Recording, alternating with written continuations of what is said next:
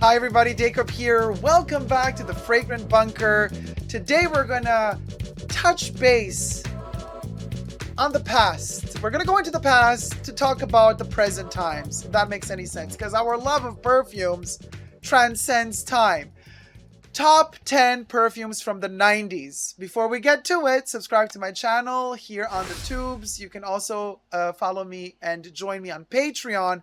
Superdacob all spelled together for extra perks over there. Thank you to all my patrons who have pledged. This video is being filmed live in front of a live virtual audience on my main Superdacob channel where I live stream every Saturday and where I pre-record these videos live. So cue in the live chats. Hello, my co-conspirators of perfumes. So, you guys, this is really interesting. I've compiled this list of my top 10 90s fragrances. Was it easy? You know, at first I thought it was going to be super easy because I made my top 10 80s perfumes and I thought that's the best decade. The 90s kind of like, truth be told, the first half of the 90s, fashion-wise, was incredible. The second half of the 90s, fashion started dying, kind of. So the 90s aren't as memorable fashion-wise as the 80s were. And also, when it comes to perfumes, the 90s were challenged in many ways. But then when I started really looking into the dates in which the perfumes that I own were released, and the ones that I love were released, I realized, well, hold on a minute. Hold it. The 90s are actually, well, misunderstood in some ways, but also the 90s are kind of often just shoved under the carpet in terms of perfumery, like, underrated to say the least, because this little list that I've compiled here, when I have them all standing in front of me, all 10 of them, and I'm like, wow. What perfumes? And we're going to go in chronological order. We're going to start with the beginning of the 90s. Now, the beginning of the 90s, technically you might say that they still have a residue of the 80s in the air. We've just come out of the 80s decade and we're beginning the 90s, and there's all of the shoulder pad memory in the air, but there's also this need of doing something different. And I mean, then Nirvana comes along and they blast the 80s out of the ballpark with their grunge look, and they're just kind of toning it all down, and it all becomes simplified, and it all becomes something that was really cool, but then it would evolve into something not so cool by the end of the 90s. And then we got the Y2Ks in early 2000s that are unfortunately coming back. But for perfumes, what do we have in 1990? And this is the first one of this top 10. You guys, check this out. It's Egoiste by Chanel, the eau de toilette, right? Now, a little sandalwood miracle of a perfume. Truth be told, Egoiste, and this is the original bottle with this kind of imitation of wood plastic stopper. They've changed these bottles. They don't have this size and shape anymore. But I have here an original. Truth be told, Egoiste is actually from the 80s, late 80s, and it was not called Egoiste. It was called Bois Noir. Bois Noir was the first release exclusive to Chanel boutiques. Mr. Wertheimer wanted a perfume, a Bois des Îles version for men, for himself, and then Jacques Polge created Bois Noir, an intense, beautiful, dark sandalwood. First released only in Chanel boutiques, only in France and maybe some other countries, and then really soon taken off the market because they changed it, tweaked it a little bit, watered it down a little bit, and renamed Bois Noir into Egoiste, and had a huge launch in 1990 of this particular fragrance. Egoiste was a huge success in Europe, America not so much so. It has a softness to it that one was not usually used to in the 80s for men. Powerhouse fragrances like Anteus, also Jacques Polge from the 80s, had power to them. Egoiste is a soft sandalwood. And I think in America, the times were not ripe enough for this one. It came out way too soon. But it is a wonderful, wonderful, beautiful, beautiful perfume. 1990, Jacques Polge. Same year, by the way, as Egoist, we have another perfume launched that many might not have heard of, but it was kind of one of the low budget fragrances of the 90s, made as an experiment, trying to utilize new techniques, modern types of working with perfumery, but on a budget.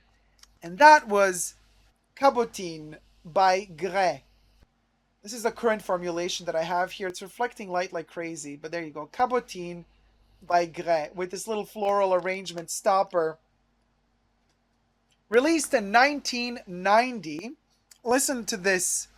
Jean-Claude Delville is the perfumer or the nose behind Kabutine. And what is so fascinating about Kabutine, as the color shows, it's a green fragrance.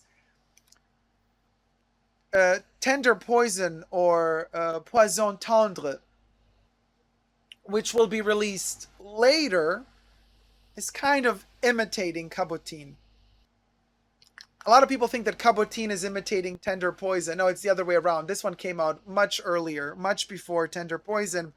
And so what is fascinating about this one is the ginger lily, also known as the butterfly lily, from the a Himalayan large petaled flower, growing in harsh high mountains and climate. And the plant blooms only a few weeks in the springtime, and each flower lives for only a few hours. It makes it really hard to pluck this flower, and to extract its essential oils is like you could lose your life trying to hunt down the flower. But this ginger lily is a molecule that's been extracted for this perfume especially, and it was a cheap new technique, and they managed to get a cheap synthetic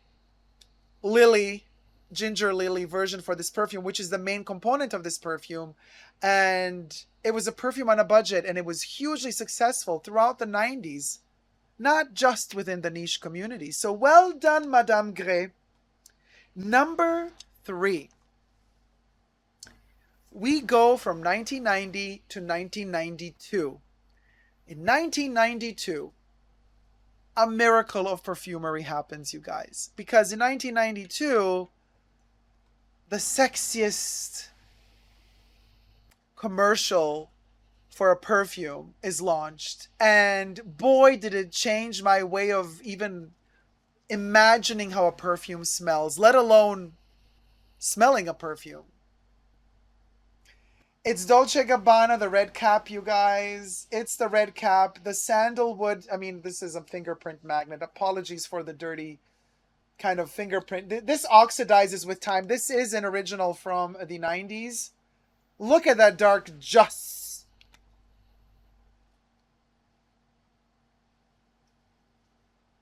I've reviewed this one. I cried reviewing this one. I'm not going to cry again. I'm not going to smell it too much because this one moves me to tears. So anyway, Max, what's his name? Gavari and Natalie Lawson apparently made this one. But I've also found another duo, Jean-Pierre Marie and Martin Polix, either or, made this one. The advertisement. The smell. Monica Bellucci. Everything. This perfume, you guys, it's a soapy aldehyde opening, clean. It kind of re-envisions the 20s in its own way, but then it delivers, it transforms into a sandalwood that just sweeps you off your feet in the dry down.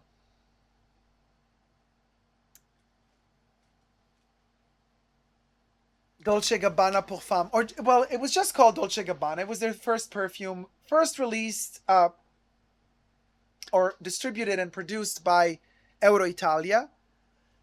Now it's Prestige International or Shiseido, but they stopped working with Dolce Gabbana. So this one is kind of discontinued as of now. I mean, you could still find the new version, which is a highly dosed Lily of the Valley opening, and there's very little sandalwood in the dry down, but it's still kind of available on Amazon from time to time, which is super weird because you cannot buy it on the Dolce Gabbana website, but you can find it on Amazon legit, like from Shiseido.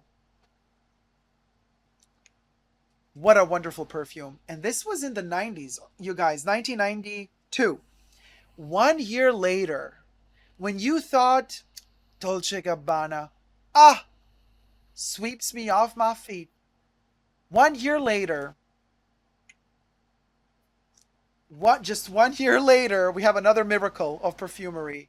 We got Jean Paul Gaultier's Classique coming out, trailblazing, trailblazing. Jacques Cavalier, yeah, Jacques Cavalier is the nose behind this one. We got a little bit of ginger, we got a little bit of vanilla. In fact, the vanilla changes color here. You see how it ages the fragrance. It's amazing. Oh my gosh. I love Classique so much. This is a dreamy perfume of an old theater with makeup residue on the wooden floors as all the stars and starlets are running through backstage to get their makeup done, powder done, then go on stage again and perform. This is what Gaultier delivers. Makeup in a bottle, but dusty old makeup in a bottle. Oh my God, what a dream. This perfume is how I envision Luc Besson's movie, The Fifth Element, for which Jean-Paul Gaultier did the costumes, geniusly might I add. I envisioned the entire movie smelling of Classique. This thing was released in 1993. Yes, I also have the pure perfume, the first release, which was the extract, which was just called Classique. It was just called Jean-Paul Gaultier, pardon me. The Classique came in later, but it's now called Classique. And it's still, comparing it to the old formula, it's very, very similar. Just be sure to find a bottle that's made in France, not in Spain. And you might think it smells a bit lighter, but it does when it's fresh and new. The thing is, it ages beautifully. So you got to let it age a little and turn darker, and then it's going to smell closer and closer and closer to its 90s counterpart. Amazing. This was 1993. 1994. And we are at number 5. The 5th perfume. We're midway through the 90s almost, right? 1994. I just had to. Dolce Gabbana released another masterpiece, Dolce Gabbana Pour Homme. I have hunted down a tester bottle. It still has all the ingredients listed in the back. Max Gavari, the nose behind this one, allegedly. Oh, this is one of the best fougères I have ever smelled in my life. It's warm, it's cooling, the lavender, the tobacco, that soothing, tantalizing, alluring. Oh my God, is this thing sexy? Yeah, no, I had to. Oh, the bergamot. Euro Italia used to make this one. Oh, the love of my life. I've stocked up on this one. I have several bottles with the sticker, the OG bottles. Oh, especially in summer. This one, it makes you dream. And let's talk about another commercial that is beyond breathtaking. It's the first ad for Dolce Gabbana Pour Homme, also with Monica Bellucci, changing her clothes, changing her outfit on the beach while the guy who hunted his octopus is kind of just twirling and cleaning and hitting the octopus against the rocks in Sicily while she's getting undressed, and her maids are holding the white clean sheet as it's blowing in the air, and she's all naked with her wild curly hair, and the guy is so horny for her that he bites into that octopus and it just pops open. Oh my God. Obviously today it would not be politically correct to eat an octopus live like that on camera. But boy, am I happy they made that video, that commercial back then. And deliciously elegant black and white. That commercial looks the way that this perfume smells. No words. This thing is one of the loves of my life. Seriously. 1994. Another perfume came out in 1994 that is the complete opposite of Dolce Gabbana pour Homme. And it is, I remember, with every passing year, I mean, when I was younger, it was hard to love this one. But the more time passes and the more I fall in love with this, and maybe because with every year that passes, we're closer to Eden.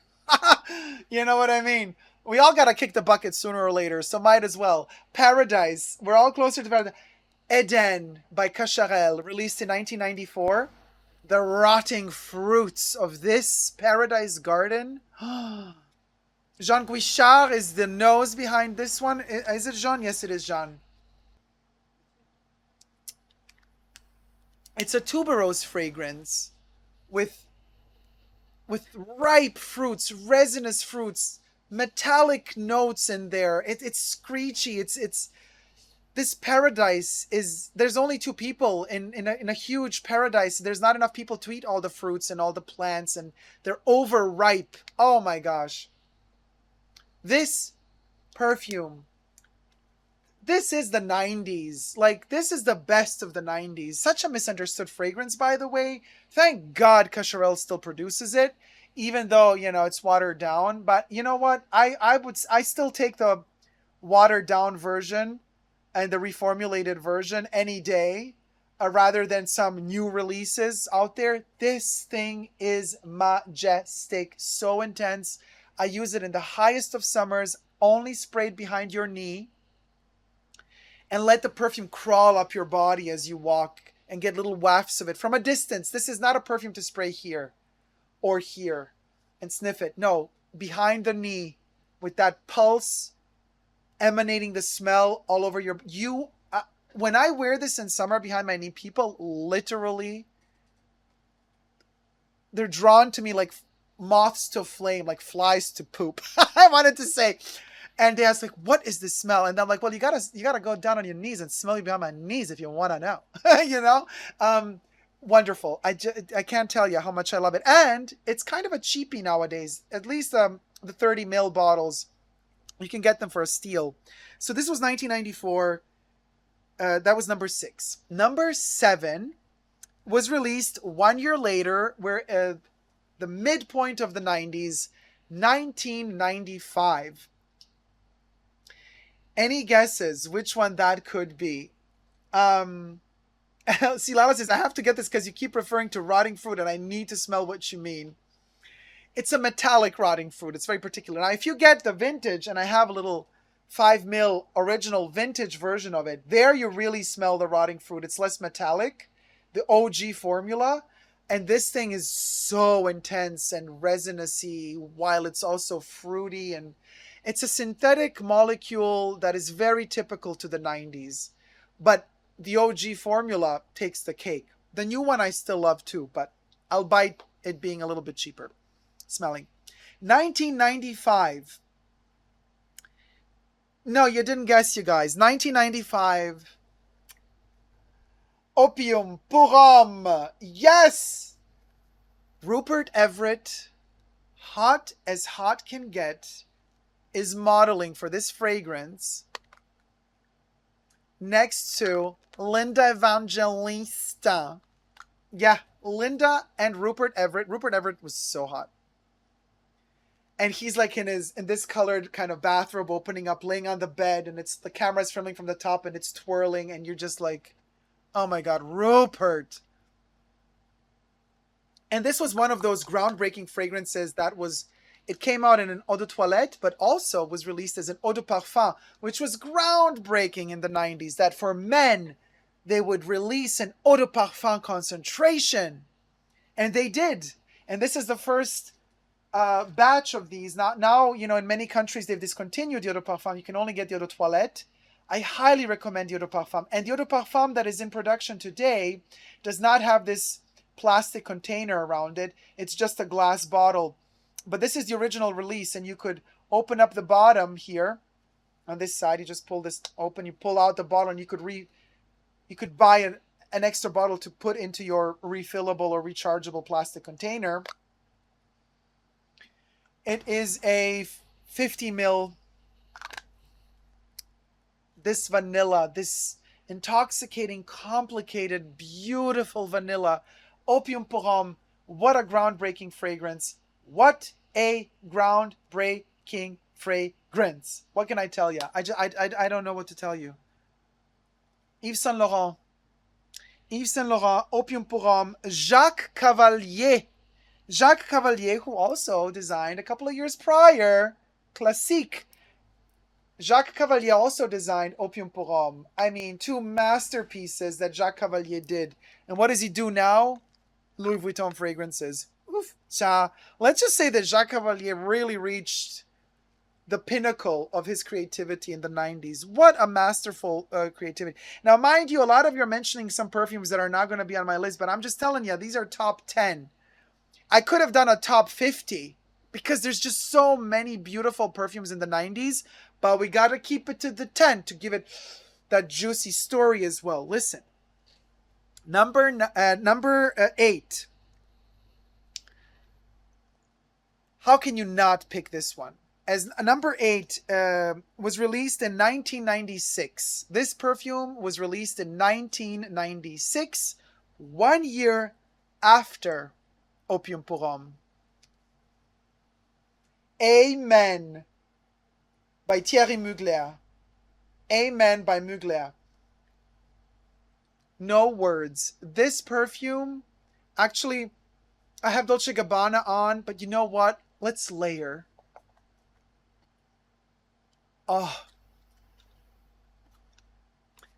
I have the old bottle in the real caoutchouc rubbery container. You know, there's also there's also a refillable edition in the metal flask, but the groundbreaking design of this one is that it is in rubber.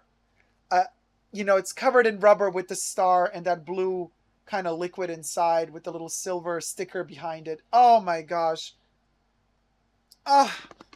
The coffee, the chocolatey notes, the patchouli, the intensity, the synthesicity, the synthetic titicity of it all. Child, let me tell you. Oh man, amen for amen. Thank God this thing is still in production. There's not much you can kind of mess up with this one. Even the current formulation is like a bomb. But boy, oh boy, do I love this perfume. I don't wear it often just because it requires such... You gotta be very self-absorbed that day. You gotta be so sure of yourself, your sex appeal. You conquer the world when you wear Amen. And Amen, so we've got... It's Jacques Huclier. I hope I pronounced your name correctly, Mr. Jacques. Jacques Huclier or Huclier with an H. Huclier. 1996. Amen.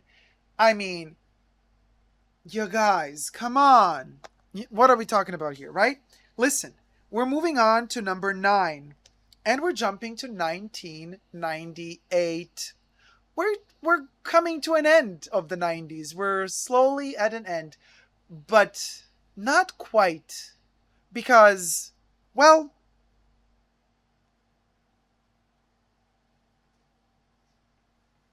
we can't have the 90s without the queen of the 90s. She was already queen in the 70s and in the 80s, but in the 90s, with her baroque approach to fashion, with her boudoir sense of style and taste, Vivienne Westwood, baby. We got Vivienne Westwood Boudoir, released in 1998. Are you freaking kidding me? Of course Boudoir had to be on this list. Oh, this bubblegummy, rose, marigold, vanillic, tabac, smoky potion. Oof. Martin Gras or Martin Gras. depending how you want to pronounce it, is the nose behind Boudoir by Vivienne Westwood. This one is aging so graciously. The vanilla is turning, it was pink, but as the vanilla oxidizes, it becomes this ambery color. This does not mean that the fragrance is any less good. It just means it's aging well, like a good wine. Check out my review of Boudoir, by the way. I just reviewed this one a short while ago on my channel. Oh, Love DIY, you just ordered a bottle last night? Honey, just be sure to order Boudoir, not Boudoir Sin Garden. That's a different perfume. Also Vivienne Westwood, but Boudoir you ordered. Yeah, that's good. And you got to be patient with this one. You know, first it's going to smell, what the heck is this? Let it linger, let it develop, and let it tease you, let it fool you. Let it be your cocotte. Let it slap you in the face a couple of times. Let it be nasty and naughty with you. Let it tie you up a little. Let it play a little in all the right and wrong places. And then it's going to show its true face. And it's such a wonderful perfume. Vivienne herself at a certain point, I think, said that it has a post-coital smell to it. The smell of after the act. And that was number 9. Number 10 is also at the end of the 90s. We are at 1998 still. And we're going to say goodbye to the 90s with one of the biggest gifts that the 90s had to offer us in terms of perfumery. Also in terms of popularity. Because this fragrance that I'm going to show you now, unlike all of the other ones, well, Amen is still super popular. Classique is still super popular. The other ones, not so much. But this last one had to make this list because still to this day, it smells modern. It smells different than anything else out there. And in all of this list, there was one brand missing, and that was Dior. And when we speak about Dior and the 90s, there's only one winner, baby. Hypnotic Poison. Hypnotic Poison. I have the Eau de Toilette, of course, because that was the first release. Now, this is the current formulation, which is also to die for. I do have the OG as well in my archives with the rubber cover. You know, the glass is covered in that rubber container so that it's always warm to the touch. Now, we got Christian Dessolier and Annick Menardo are the two noses behind Hypnotic Poison. I cannot. The bitter almonds, the vanilla. Vanilla, as we've seen, vanilla is kind of running through most of these perfumes. Vanilla is a big ingredient for the 90s. It's kind of a rediscovery of vanilla in the 90s.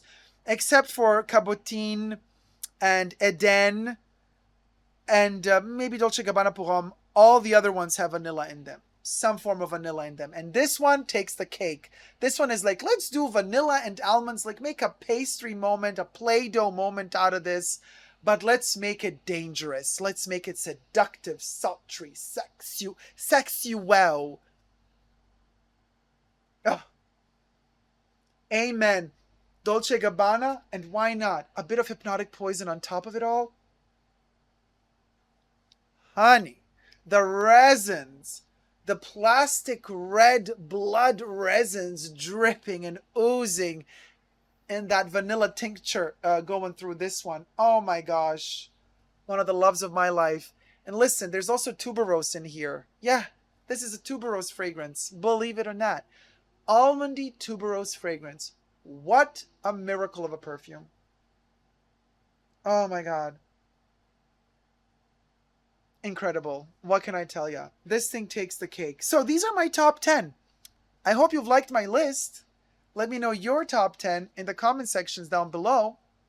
Of the 90s, though. And if you're not so sure, you can always check, a lot of databases online for perfumes because they can tell, you can see like what year, what perfume was released. If you're not sure what year the perfume you like the most was released, because it might not be from the 90s. And you might also be surprised thinking that some perfume is not from the 90s. And then like you'd look it up and you're like, oh my gosh, this is from the 90s. How amazing are these perfumes? I don't know. It just makes me dream again. The 90s were not easy times. There was a lot of trouble in the 90s as well. First half of the 90s fashion was amazing. There were some incredible movies done in the 90s. Silence of the Lambs, The Fifth Element, for example, just to name two. Silence of the Lambs, by the way, take the cake because, oh my God. Jurassic Park. Yes, I'm one of the people that love Jurassic Park so much. Eyes Wide Shut, Stanley Kubrick's last movie before he passed away. May he rest in peace. The 90s had a lot to offer. Lagerfeld's best collections for Chanel were in the first half of the 90s. Fall Winter 1992. Takes the cake. Fall Winter 1995, also amazing. And these perfumes, incredible. Thank you guys so much for watching. Subscribe to my channel and never give up on love. Bye.